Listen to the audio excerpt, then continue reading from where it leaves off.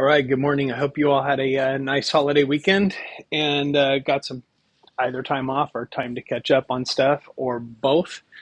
Um, we are marching forward into Module 4 this week. And so we will be talking about something called control structures. And specifically, we will be talking about branching control structures this week. There are two types of control structures out there.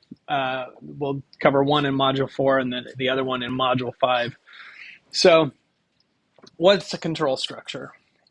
A control structure is an essential part of any programming language because it is what allows the code to be responsive to the data that's inherent in the program.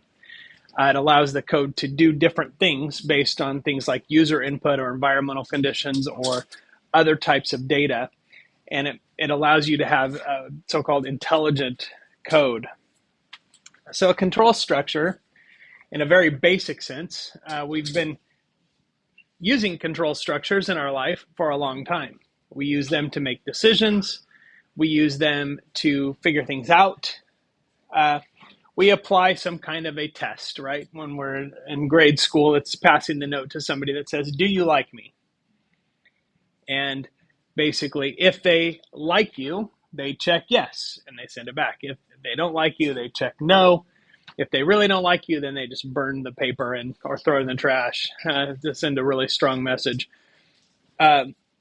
So that right there is a control structure in a very simple sense.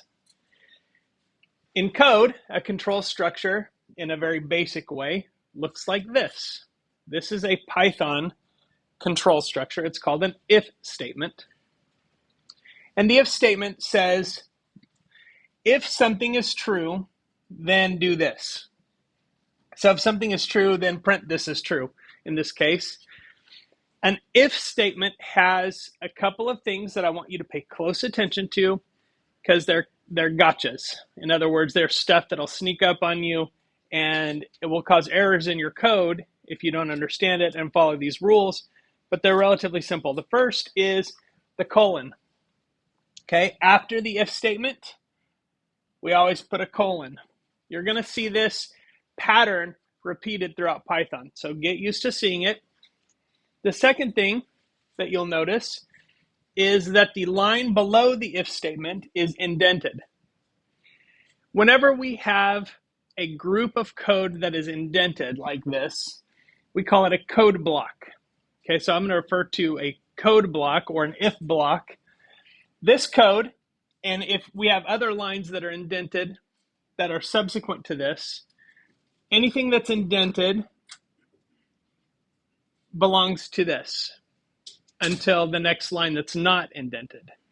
So if this is true, it's going to do all of the things under this line that are indented. Okay? And then after that, it will skip on to the next line of code. So let's take a quick look at this, how it looks in code. Okay? So let's say we have, let's do int test equals 1. Okay, so if I want to do a test to see if int test equals 1, I could say if int test equals, notice there's two equal signs, we'll get into that in just a minute, 1, then print it equals 1. And then below my code block, I'm going to have it print another line here. And so what this program says is, first I'm going to establish that int test equals 1.